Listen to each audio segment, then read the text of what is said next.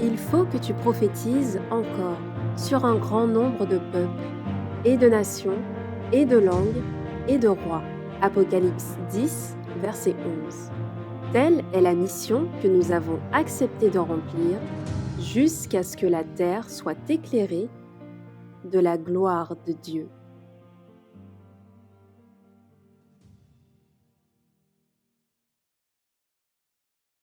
Je salue à nouveau tout le monde et je vous souhaite la bienvenue pour ceux qui nous ont rejoints pour de route. Et nous allons prendre la position sans plus tarder qu'il convient pour la prière afin d'invoquer la présence de notre Dieu.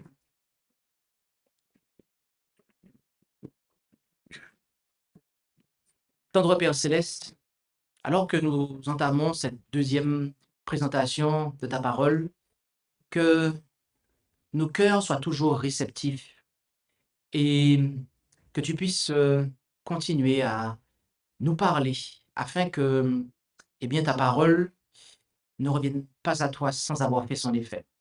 Béni sois-tu par notre vie et dès maintenant et à jamais. Amen. Au nom de Jésus, Amen.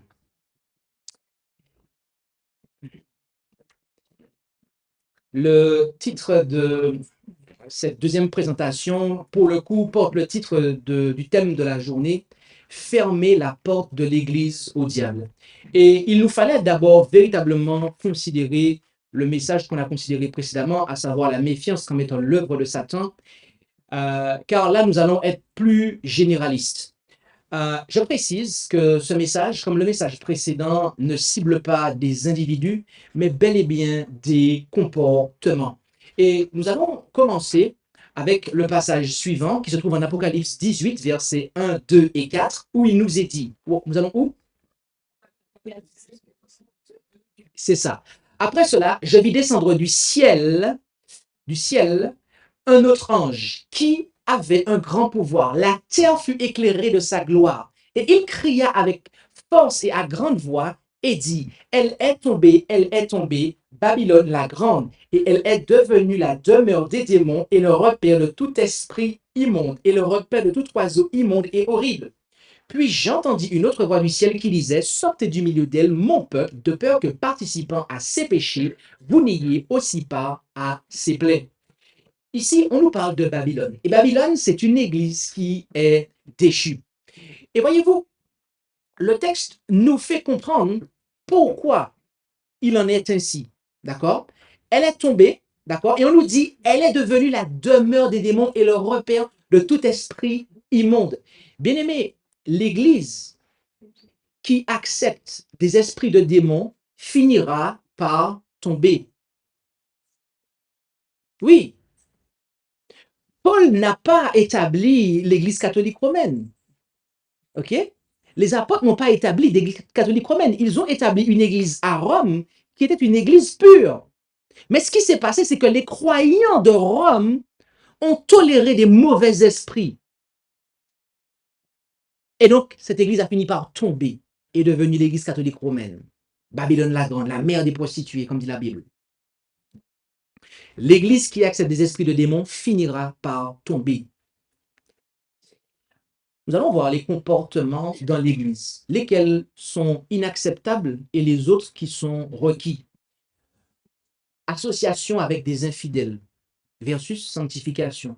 Ne vous mettez pas sous un même joug avec les infidèles, car qu'y a-t-il de commun entre la justice et l'iniquité, et quelle union y a-t-il entre la lumière et les ténèbres? Quel accord entre Christ et Bélial, ou quelle part a le fidèle avec l'infidèle, et quel rapport entre le temple de Dieu et les idoles? Car vous êtes le temple du Dieu vivant, comme Dieu l'a dit, j'habiterai au milieu d'eux et j'y marcherai, je serai leur Dieu et ils seront mon peuple. C'est pourquoi sortez du milieu d'eux et vous séparez, dit le Seigneur, et ne touchez point à ce qui est impur, et je vous recevrai, et je serai votre Père, et vous serez mes fils et mes filles, dit le Seigneur Tout-Puissant. Ayez donc, bien-aimés, de telles promesses, purifions-nous de toute souillure de la chair et de l'esprit, achevant notre sanctification dans la crainte de Dieu. Désolé, c'est 2 Corinthiens 6, verset 14, jusqu'au chapitre 7, verset 1, d'accord? Car on voit bien que le chapitre 7 va dans la suite de ce qui est dit là. Ici, Dieu nous fait comprendre que, eh bien, l'ennemi a une prise sur nous, ok? Si, alors que nous le recherchons, alors que nous sommes à son service, eh bien, dans cette circonstance-là, nous contractons alliance, association avec des infidèles. Ce peut être par le mariage, ce peut être par entreprise, association d'entreprise. On va co-diriger avec quelqu'un qui n'a pas la même foi que nous. Et bien évidemment, ce peut être du point de vue religieux, par l'œcuménisme. Bien aimé, par l'association avec les infidèles, eh bien, la porte est ouverte. La porte de l'Église est ouverte au diable. Nous allons nous intéresser à un autre aspect. En 2 Thessaloniciens 3, 6 à 9, nous allons en... C'est exact. Et là, il nous est dit, frères, nous vous recommandons aussi, au nom de notre Seigneur Jésus-Christ, de vous éloigner de tout frère qui vit dans le désordre, et non selon les enseignements qu'il a reçus de nous. Car vous savez vous-même comment vous devez nous imiter, puisque nous n'avons pas vécu parmi vous dans le désordre, et que nous n'avons mangé gratuitement le pain de personne, mais que nous avons été dans la fatigue et la peine, travaillant nuit et jour pour n'être à charge à aucun de vous. Ce n'est pas que nous n'en eussions le droit, mais c'est pour vous donner en nous-mêmes un exemple à imiter. Ici, si on s'arrête ici, l'apôtre disait qu'il y en avait qui vivaient dans le désordre. On pourrait se dire, waouh, ils ne s'étaient pas organisés, c'était quoi? Ils n'avaient pas de sorte de statut. Non, non, non, non, non, non. Il y en a qui ne voulaient pas travailler. Oui, ils voulaient manger le pain des gens, ils voulaient manger, mais gratuitement, sans travailler, sans peine. Ça, c'est du désordre, en fait. Ça, c'est du désordre. Et on ne peut pas cautionner ça, en fait, dans l'Église. On ne peut pas cautionner ça. Parce que le problème qu'il y a, on va le voir. La suite du verset 10 au chapitre 3, donc verset 10 à 12. Car aussi, lorsque nous étions chez vous, nous vous déclarions expressément que si quelqu'un ne veut pas travailler, il ne doit pas non plus manger. Cependant, nous apprenons que parmi vous, quelques-uns vivent dans le désordre, ne travaillent point et s'occupent de choses inutiles. C'est ça le problème. C'est que quand on n'a rien à faire, eh bien, on va s'occuper des affaires des autres. En anglais, on appelle ces gens-là, dans la King James, busybody. C'est tellement busybody. Busybody. Littéralement, c'est comique, mais c'est triste. Busy, c'est occupé. Body, c'est le corps. Ce sont des gens qui sont occupés dans le corps. Busybody. Ils s'occupent des corps des autres. Ils sont derrière les autres. Ils sont dans les affaires des autres. Les busybody. Or, ceux-là, nous les invitons et nous les exhortons par notre Seigneur Jésus-Christ à travailler avec tranquillité afin de manger leur propre pain. OK? Les gens occupés sont occupés par les choses. Je reprends. Les gens qui sont inoccupés sont occupés par des choses sans importance, par des choses qui ne les concernent pas, par les affaires de tout le monde sauf des leurs. Le travail honnête est le meilleur remède pour ces personnes, car ceux qui s'acquittent consciencieusement de leurs propres tâches ne trouveront pas le temps et n'auront pas l'envie de se mêler des affaires des autres. Les bavardages et les mauvaises paroles sont la marque de fabrique des gens affairés, des busybodies. Une double malédiction s'ensuit, tombant plus lourdement sur le bavardage que sur ceux qu'ils calomnient. Encore, pour vous, frères, ne vous lassez point de faire bien. Et si quelqu'un n'obéit pas à ce que nous disons par cette lettre, notez-le et n'ayez point de communication avec lui, afin qu'il en ait de la confusion. Toutefois, ne le regardez pas comme un ennemi, mais avertissez-le comme un frère. Ici, on a le texte par excellence qui présente la censure. Ça veut dire qu'un tel comportement fait l'objet de censure. Ça veut dire que la personne reste frère d'église, mais en fait, on doit lui faire savoir que son comportement n'est pas bon. En fait. Désordre, paresse et bavardage. Rien que ça, en fait. Rien que ça. Romains 16, versets 17 et 18. Où allons-nous? C'est exact. Cependant, je vous exhorte, frères, à prendre garde à ceux qui causent des divisions et des scandales contre la doctrine que vous avez apprise et à vous éloigner d'eux. Car de telles personnes ne servent point notre Seigneur Jésus-Christ, mais leur propre ventre. Et par des paroles douces et flatteuses, ils séduisent le cœur des simples. Il est dit ici de prendre garde. Ah oui, on dit pas méfiance, hein, mais on dit prendre garde. C'est ça. Paul interrompt ses salutations pour mettre en garde les croyants romains contre les faux enseignants qui pourraient tenter de perturber leur harmonie et détruire leur foi. Les résultats néfastes de telles influences, Paul en a fait l'expérience en Galatie et à Corinthe. Il parle ici, nous met en garde contre les divisions, c'est-à-dire les dissensions, les clivages, les désunions, le parti. D'accord? Le même mot est traduit par division en 1 Corinthiens 3, verset 3. Sédition en Galates 5, verset 20. Ensuite, on nous parle de scandale, d'accord? Occasion de trébucher, obstacle.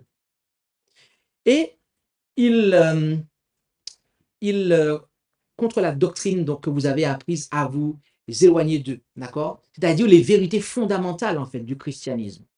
Donc, on voit ici que les divisions, les scandales, l'éloquence maléfique, la flatterie, tout ça, en fait, c'est l'œuvre du diable, en fait, ok? Et cela ne doit pas être toléré parmi nous. En Romains 7, verset 19, par contre, on nous dit, votre obéissance est connue de tous. Je m'en réjouis donc à cause de vous et je souhaite que vous soyez sages à l'égard du bien et purs à l'égard du mal. Notre obéissance. Oui. Face à cela, le croyant doit, eh bien, par la grâce du Christ, veiller à être obéissant, car Christ nous donne la puissance, l'autorité pour obéir, pour, eh bien, voilà, pour que le péché soit condamné dans la chair, dans sa vie. Et donc, il peut obéir. On doit être sage à l'égard du bien et pur à l'égard du mal. Nous devons veiller à n'entretenir aucun mal. Donc, obéissance, sagesse, pureté, voilà ce à quoi nous devons veiller. Autrement, nous allons tomber dans tout ce qui est scandale, division, éloquence maléfique et flatterie. Avançons. Tite 3, versets 9 à 11. Voilà-nous. Mais évite les questions folles, les généalogies, les contestations et les disputes touchant la loi, car elles sont inutiles et vaines. Éloigne-toi de l'homme hérétique après l'avoir averti une première et une seconde fois, sachant qu'un tel homme est perverti et qu'il pêche en se condamnant lui-même. Les questions folles ici sont les disputes verbales insensées sur les règlements mosaïques et pharisiens dont il était question ici. D'accord? Et il dit que cela n'engendre que des contestations. D'accord? Des disputes touchant la loi et car elles sont inutiles et vaines. Bien aimé, parfois, il y a des discours que l'on peut tenir qui sont inutiles et qui ne vont pas du tout unir l'Église, mais au contraire, la diviser. Et nous devons vraiment faire attention à cela. Nous devons vraiment faire attention à cela, car là, on était en train de se servir de choses qui n'étaient pas fondamentales, d'accord, pour causer des divisions. Cela ne doit pas être toléré. La personne qui fait ça, après 2 avertissements non écoutés, il y a quelque chose qu'il faut mettre en place.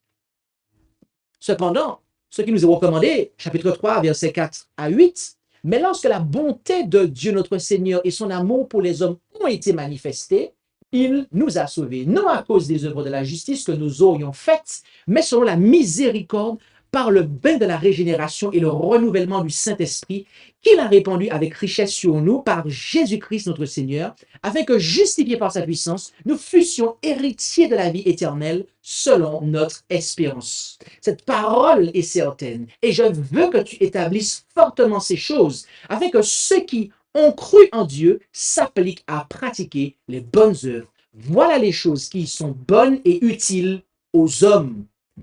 D'accord? Autrement dit, les discours utiles qui visent à l'unité. Voilà, voilà ce à quoi il faut s'adonner, en fait. Voilà ce à quoi il faut s'adonner.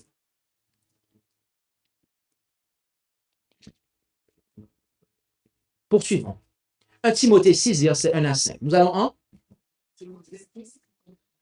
que tous les esclaves qui sont sous le joug regardent leur maître comme digne de tout respect, afin que le nom de Dieu et la doctrine ne soient pas blasphémés, et que ceux qui ont des fidèles pour maître ne les méprisent point, sous prétexte qu'ils sont frères, mais qu'ils les servent d'autant mieux parce qu'ils sont des fidèles, des bien-aimés, et qu'ils s'appliquent à faire du bien.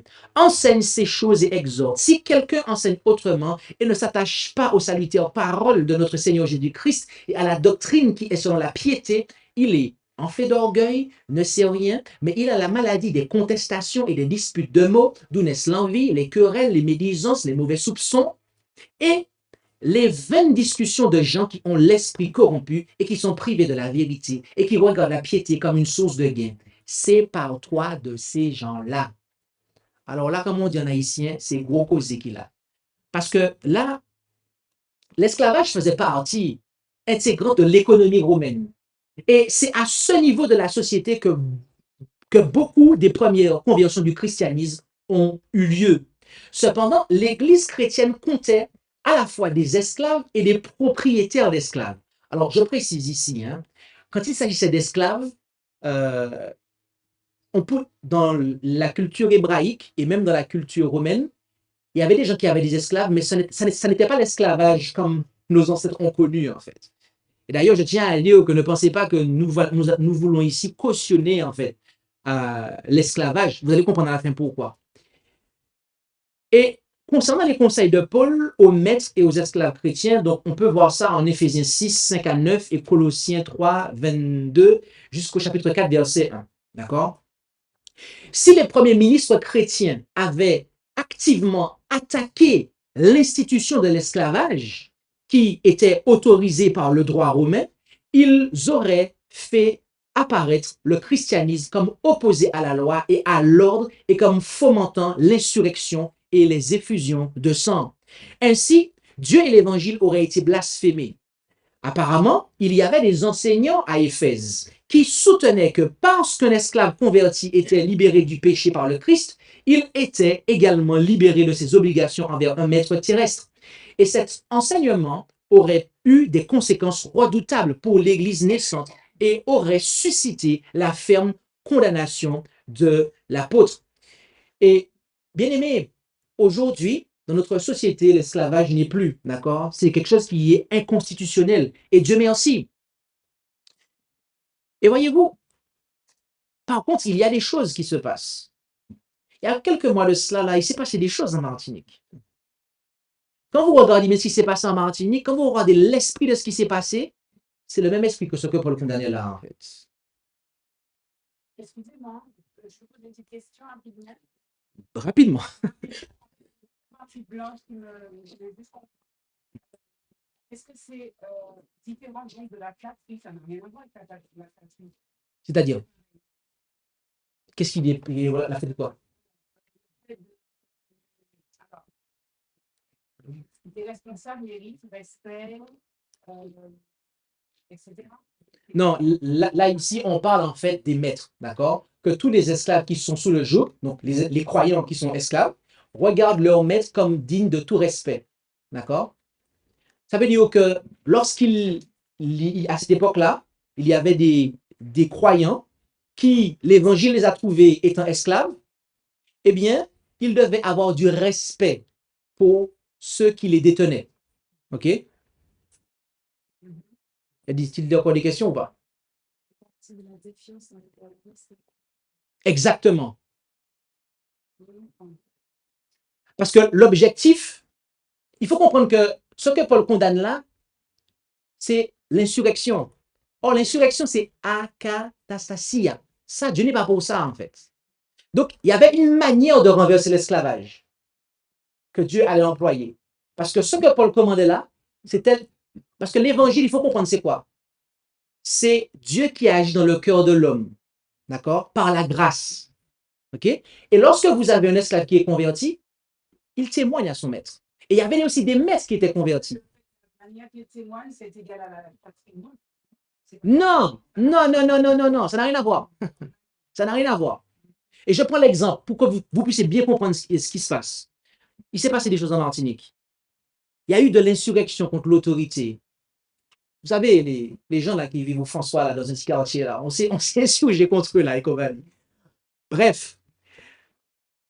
Et bien aimé, un ministre de l'Évangile ne doit pas cautionner ça, en fait. Ah ouais. Lorsque vous avez quelqu'un qui descend dans les rues, là, pour cautionner ce qui s'est passé en Martinique, Paul condamne ça, en fait. Parce que l'évangile, ce n'est pas comme ça que l'évangile, en fait, est propagé. C'est contraire à l'évangile. L'évangile commence dans le cœur des gens et après, ça transforme les gens. De sorte que celui qui est mauvais et qui exploite son peuple, après, eh bien, il puisse changer. Mais si vous entrez dans des insurrections, là, vous faites de la politique, en fait. Et Dieu n'est pas dans ça.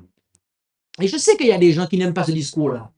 Parce qu'après, ils vont, notamment les gens qui sont dans le kémitisme. Mais la vérité, c'est que l'évangile de Jésus, c'est une chose, et les philosophies humaines, c'est autre chose. Et dans tout cela, il n'y a aucune caution pour l'esclavage. C'est juste que l'évangile agit d'une façon pour transformer les hommes, et pas de n'importe quelle manière.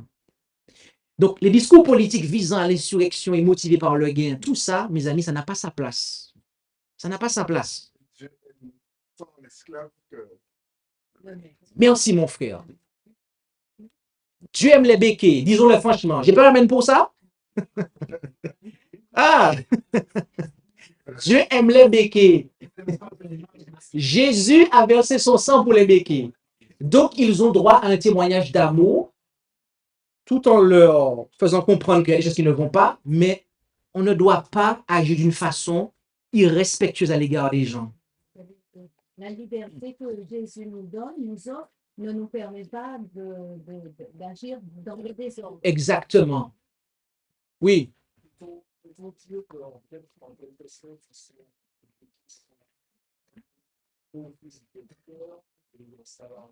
Ils sont fils de quoi? De frères? De père? Il a dit que, est-ce qu'on peut conclure que les béquets font office de père par rapport à leurs salariés? Non, non, non, non, non, non, non, non, non, non. Du point de vue, si tu veux, dans la mentalité, il y a une façon. Aujourd'hui, c'est plus l'esclavage, mais vous avez un monopole qui est détenu. Donc, ils se comportent un peu comme leurs ancêtres. OK, c'est un fait, hein, je ne vais pas le nier. D'accord? Mais est-ce qu'aller dans les rues, débouler dans la résidence du préfet, tout ça, c'est comme ça qu'on va continuer ça, mes amis. Et on n'est pas pour, hein, attention, hein. Mais les choses doivent se faire d'une façon. L'évangile commence dans le cœur de l'homme. L'évangile, c'est pas je te donne des coups de poing, je te fouette et puis après je te prêche la bonne nouvelle. Non, non, non, non, non. C'est pas ça. Il y a un témoignage qu'on rend. Il y a un témoignage qu'on rend. Mais justement, par le catholicisme. Mais est-ce que le catholicisme, en fait, qu'est-ce qu'ils ont fait? C'est de la politique, en fait. Et oui, ça n'a rien à voir, en fait. Hein? Parce que trop souvent, les gens font l'amalgame entre ce que le catholicisme a fait et la Bible. Alors qu'en fait, l'Église catholique s'est éloignée de la Bible, en fait. Et ils ont eux-mêmes mis les gens dans l'esclavage. Ils ont cautionné ça. Et après, ils ont voulu convertir les êtres. Mais non, c'est pas ça. Ça n'a rien à voir, en fait. En fait, il faut comprendre ça. C'est vraiment quelque chose de subtil. Exactement. Donc, les discours politiques visant l'insurrection motivée par le gain, cela n'a pas sa place dans l'Évangile. D'accord? Par contre, on nous dit, Timothée 6, 6 à 8, « Or, c'est un grand gain que la piété avec le contentement d'esprit, car nous n'avons rien apporté dans ce monde, et il est évident que nous n'en pouvons rien emporter. Ainsi, pourvu que nous ayons la nourriture et le vêtement, cela nous suffira. » Bien-aimés, la piété et le contentement d'esprit, c'est quelque chose qui est important. La piété et le contentement d'esprit. Nous allons continuer.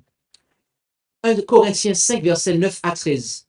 Je vous ai écrit dans ma lettre de ne pas avoir de relation avec les impudiques, non pas absolument avec les impudiques de ce monde ou avec les avares et les ravisseurs ou les idolâtres, Autrement, il vous faudrait sortir du monde. Mais ce que je vous ai écrit, c'est que si quelqu'un qui se nomme frère est impudique, ou avare, ou idolâtre, ou médisant, ou ivrogne, ou ravisseur, vous n'ayez pas de relation avec lui. Vous ne mangez pas même avec un tel homme. En effet, qu'ai-je à juger celui dehors? N'est-ce pas à vous de juger ceux du dedans? Quant à ceux du dehors, Dieu les jugera. Ôtez le méchant du milieu de vous. Ici, on a les œuvres de la chair, d'accord? Impudicité, donc tout ce qui est fornication, adultère, avarice, les ravisseurs, l'idolâtrie, médisance, ivrognerie, d'accord? Impudicité, tout ce qui, tout ce qui est sexuellement hors du mariage, d'accord? Fornication, adultère, pédophilie, zoophilie, etc. Tout ce qui est hors cadre. Avarice, le désir d'en avoir toujours plus. Exemple, voler Dieu dans les dîmes et dans les offrandes. Ravisseur, rapace, qui cherche à s'enrichir rapidement et brutalement au détriment d'autrui.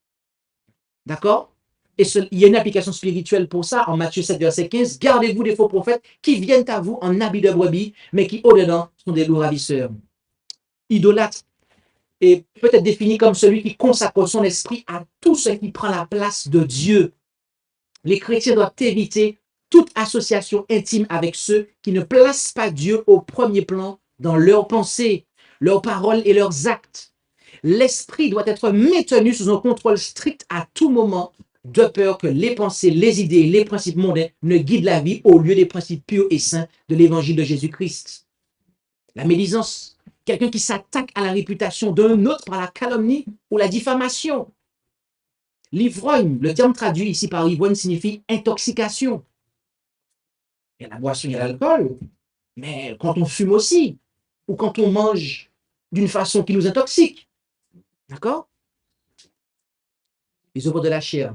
Au contraire, 1 Corinthiens 5, verset 8, c'est pourquoi célébrons la fête, non avec le vieux levain, ni avec un levain de malice et de méchanceté, mais avec les pains sans levain de la sincérité et de la vérité. Oui, nous devons nous évertuer à être sincères et à aimer la vérité et à prôner la vérité et à protéger la vérité et adhérer à la vérité. Poursuivons en Éphésiens 5, versets 3 à 7. Il est dit que ni la fornication, ni l'impureté, ni l'avarice soient même nommés parmi vous comme il convient à des saints. Ni aucune parole déshonnête, ni bouffonnerie, ni plaisanterie, qui sont des choses malséantes, mais qu'on y entende plutôt des actions de grâce. Car vous savez ceci, qu'aucun fornicateur ou impudique ou avare ou qui est idolâtre n'a pas à l'héritage du royaume de Christ et de Dieu. Que personne ne vous séduise par de vains discours, car c'est à cause de ces choses que la colère de Dieu vient sur les enfants rebelles. N'ayez donc point de part avec eux. Il y a des choses qu'on a déjà vues tout à l'heure, d'accord? Fornication, etc. Impureté ici, c'est l'immoralité, vice contraire à la nature, d'accord? Notamment du point de vue sexuel, ok? Le plaisir solitaire, etc. On a déjà vu après d'autres aspects. Les paroles déshonnêtes, ça signifie quoi? D'accord? Conduite révoltante et honteuse, y compris probablement des propos obscènes et dégoûtants. D'accord? Bouffonnerie. Cela signifie les paroles stupides, insipides, sans édification ni profit. Toute parole oiseuse qui doit être portée en jugement. Plaisanterie. D'accord? On parle ici de bouffonnerie, grivoiserie, légèreté. D'accord? Le fait de faire le comique, le joker, le bouffon du roi. OK? Quoi? Moquerie aussi, oui, effectivement, ça va rentrer dans cela.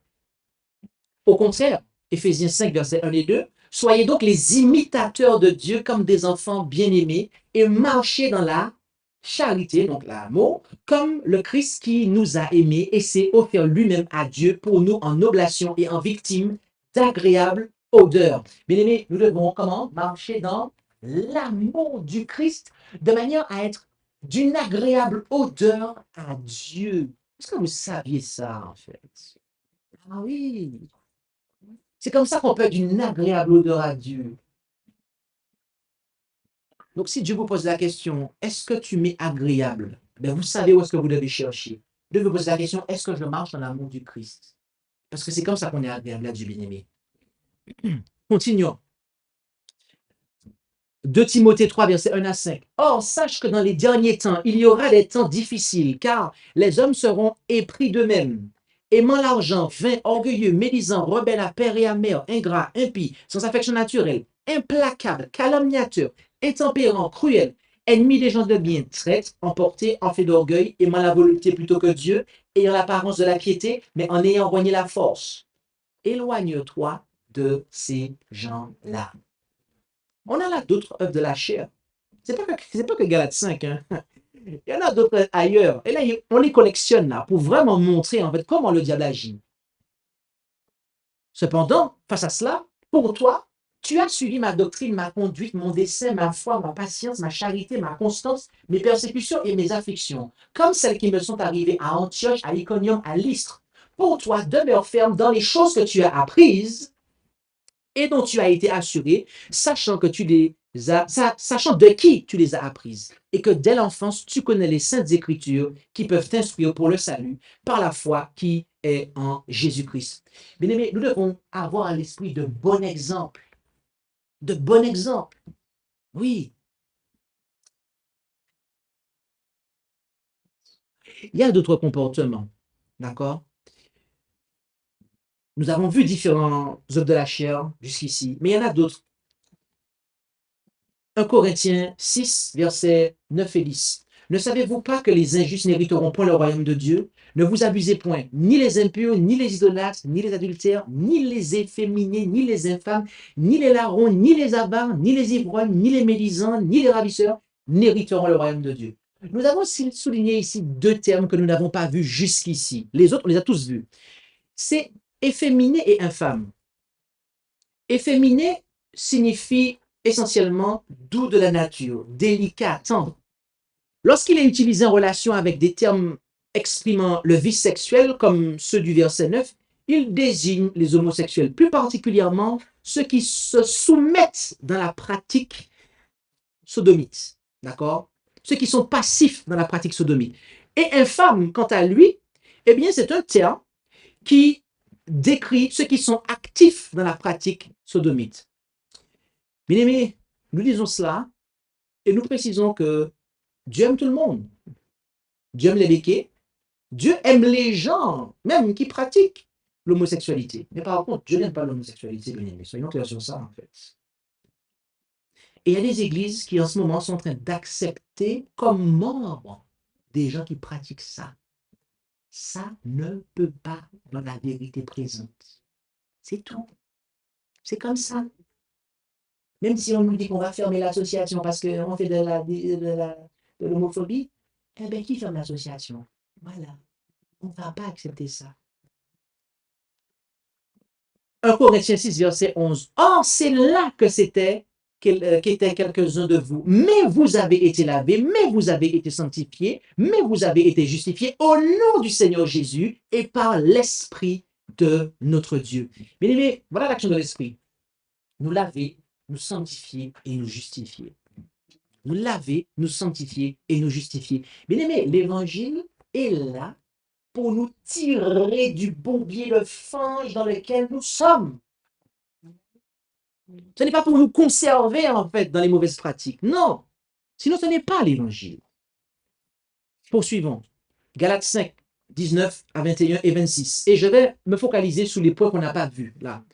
On parle de différents termes sont portés ici, mais je vais, pour gagner du temps, parce que le temps est contre nous, et dissolution, d'accord? On parle ici de licence de débauche, enchantement, d'accord? Pharmakia, poison, potion magique, administration de drogue, médicaments, donc sorcellerie, ok? Inimitié, ok? Antipathie, aversion, rancœur, haine. Celui qui a ce sentiment est le pécheur, mais aime le péché, alors que nous devons haïr le péché, mais aimer le pécheur. Ensuite, on a les querelles, d'accord? Les conflits, les litiges, les discordances, disputes, débats, des conflits, des divergences. On a aussi jalousie, d'accord? Ici, dans le sens de zélos, rivalité, convoitise. Animosité, passion, violence, indignation, rage. Aussi, secte. Quand on parle de secte, de quoi parlons-nous ici? Eh bien, cela vient d'un terme qui signifie choix. OK? C'est-à-dire choix ou parti différent de celui de Dieu. OK? Cercle de personnes ayant un but commun et qui sont en désaccord avec la saine doctrine. Vous avez aussi l'envie, rancune et ressentiment envers le succès ou les possessions d'autrui. Meurtre, assassinat illégal d'un homme par un autre. On sait que l'amour est un meurtre. C'est l'essence même du meurtre. J'ai dit quoi? Non, non, non, non, non. Le pasteur s'est trompé. Pas pour le pasteur Bug. Le manque d'amour. Le manque d'amour, ouais, c'est ça. Et on continue, etc. Et à la fin, on nous dit quoi? On nous dit, au verset 26, ne recherchons point la vaine gloire en nous provoquant les uns les autres et en nous portant envie les uns aux autres. Ça, ce sont les œuvres de la chair. Mais face à cela, le fruit de l'esprit est la charité, donc l'amour, la joie, la paix, la patience, la bonté, l'amour du bien, la fidélité, la douceur, la tempérance. La loi n'est point contre ces choses. Or, ceux qui appartiennent à Christ ont crucifié la chair avec ses passions et ses convoitises. Si nous vivons par l'esprit, marchons aussi par l'esprit. On continue. Éphésiens 4, versets 30 et 31. Et ne contristez point le Saint-Esprit de Dieu par lequel vous avez été scellés pour le jour de la rédemption. Que toute amertume, toute animosité, toute colère, toute crierie, toute médisance soit bannie du milieu de vous, ainsi que toute méchanceté. D'accord? Amertume, c'est quoi? Sentiment durable de tristesse mêlé de rancœur lié à une humiliation, une déception, une injustice. Une personne amère est dans un état d'antagonisme continu avec ses semblables, manquant ainsi d'unité avec eux. Donc voilà, crierie, donc ici on parle le tollé, de forte querelle. Ok, on voit cela, un exemple de cela en Acte 23, verset 9. Et le reste, on a déjà vu ces choses-là précédemment. Face à cela, il nous est dit au verset 32, mais soyez bons les uns envers les autres. OK? Je reprends. Mais soyez les uns envers les autres bons, miséricordieux, vous pardonnant les uns aux autres, comme Dieu vous a aussi pardonné en Christ. Voilà ce que nous devons cultiver. On continue. Colossiens 3, 5 à 9. Faites donc mourir ce qui dans vos membres tient à la terre. La fornication, l'impureté, les passions, les mauvais désirs et l'avarice, qui est une idolâtrie. Car c'est pour ces choses que la colère de Dieu vient sur les enfants de rébellion, dans lesquels vous aussi vous avez marché autrefois lorsque vous viviez en elles. Mais maintenant, vous aussi renoncez à toutes ces choses, à la colère, à l'animosité, à la méchanceté, à la médisance, aux paroles déshonnêtes. OK? Aux paroles déshonnêtes. Celui-là, on ne l'a pas encore vu, très précisément, jusqu'ici. Paroles déshonnêtes. On parle ici de communication sale. Celui qui parle de manière sale ne fait que mettre à nu la souillure de son âme. Quelqu'un qui ne va pas nécessairement brider sa langue. OK? On parle ici aussi de propos obscènes, très précisément. Des injures grossières.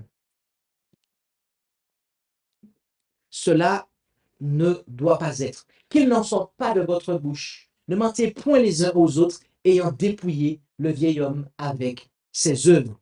Et face à cela, Colossiens 3, 1 à 3, si donc vous êtes ressuscité avec Christ, cherchez les choses d'en haut, où Christ est assis à la droite de Dieu. Affectionnez-vous aux choses d'en haut et non à celles de la terre, car vous êtes morts et votre vie est cachée avec Christ en Dieu. Bien-aimés, nous devons chercher les choses d'en haut. Il n'est pas dit d'attendre que les choses tombent du ciel. Non, on doit aller chercher les choses d'en haut, en fait. Ça doit être actif. 1 Pierre 2, verset 1. Ayant donc renoncé à toutes sortes de malice, de fraude, de dissimulation, d'envie, de médisance.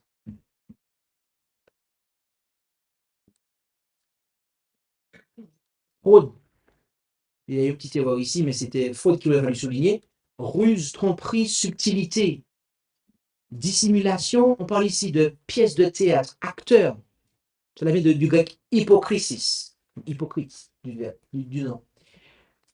1 Pierre 2, verset 2, par contre, désirez avec ardeur, comme des enfants nouvellement nés, le lait spirituel et pur, afin que vous croissiez par son moyen. Bien aimés, nous devons désirer la pure parole de Dieu constamment. Parce que ce qui se passe, c'est que parfois on dit, ah, je suis à la vérité présente. Je connais la vérité présente. C'est bon. Et en fait, le désir de comprendre la pure parole de Dieu disparaît. Et c'est comme ça, après, qu'on commence à avoir des comportements charnels en fait, dans l'Église qui apparaissent. Bien-aimés, en conclusion, Amos 5, verset 15. Haïssez le mal et aimez le bien, et établissez le jugement à la porte. L'Éternel, le Dieu des armées, aura peut-être pitié du reste de Jacob.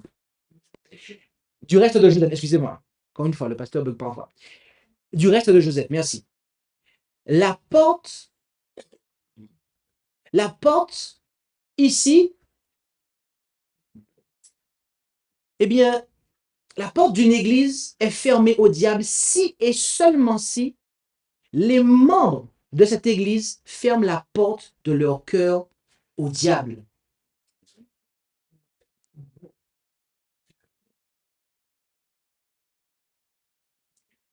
Pourquoi est-il dit que Dieu aura peut-être pitié? C'est parce que Dieu sait que la majeure partie d'Israël ne se repentira pas. Mais il offre sa grâce au reste. Bien aimés, nous devons haïr le mal, aimer le bien et faire de la justice une norme d'entrée dans l'Église. Si la justice n'est pas une norme d'entrée et de maintien dans l'Église, à ce moment-là, la porte est ouverte au diable. Mais le point que nous voulons établir, c'est que la porte d'une Église est fermée au diable si et seulement si les membres de cette Église ferment la porte de leur cœur au diable. Donc, la question qu'il nous faut nous poser, c'est où en sommes-nous avec ces attitudes-là charnelles? Où en sommes-nous de notre combat contre le moi? Où en sommes-nous dans notre sanctification?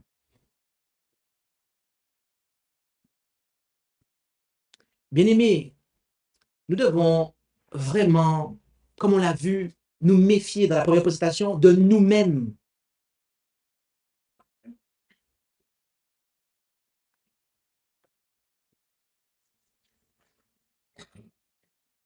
Le diable rentre dans l'Église de Dieu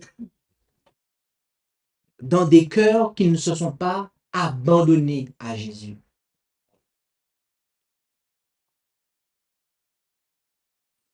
Et c'est pour ça que pour fermer la porte de l'Église au diable, nous devons veiller sur nos propres cœurs. Et donc, plaise à Dieu que nous puissions résoudre, à compter d'aujourd'hui, si nous n'avions pas compris cela, ou si nous avions oublié cela, eh bien, de veiller à ce que aucune œuvre de la chair ne soit tolérée par nous en tant qu'individus. Qu'aucune pensée ou esprit qui n'est pas de Dieu ne soit caressé par nous en tant qu'individus.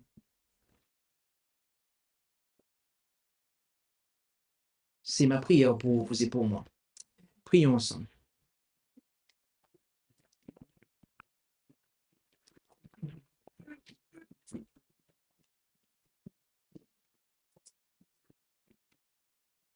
Notre Dieu, notre Père céleste, nous aspirons à ce que, eh bien, tu puisses être le seul à pouvoir être, eh bien, adoré, vénéré, le seul à pouvoir être glorifié au milieu de nous. Par conséquent, la porte de ton Église doit être fermée au diable. Et nous avons vu tous les comportements, toutes les attitudes qui révèlent la présence de l'ennemi. Et nous avons compris que cela se passe dans notre cœur, que c'est dans la vie individuelle des membres que l'ennemi peut s'immiscer et rentrer et accomplir son œuvre dans ton Église. Alors, aide chacun d'entre nous à comprendre qu'il est une porte potentielle d'entrée pour l'ennemi si, eh bien, il n'a pas abandonné sa vie, son cœur, ses pensées à Jésus, ton Fils. Aide-nous, Père Céleste, à prendre conscience de ces choses, à réaliser que le plus grand danger vient du dedans. Le plus grand danger vient, eh bien, de nous si nous ne sommes pas convertis, si nous ne sommes pas entièrement abandonnés à Jésus. À ce moment-là, eh bien, l'ennemi peut se saisir de nous pour accomplir son travail au sein de ton peuple. Alors aide-nous, pardonne-nous, Père, s'il en a été ainsi, et purifie chacun de nous de sorte que, eh bien, l'ennemi soit neutralisé à la porte même et qu'il reste à la porte et dehors et n'y ait aucun accès. Béni sois-tu, nous t'en prions au nom de Jésus. Amen.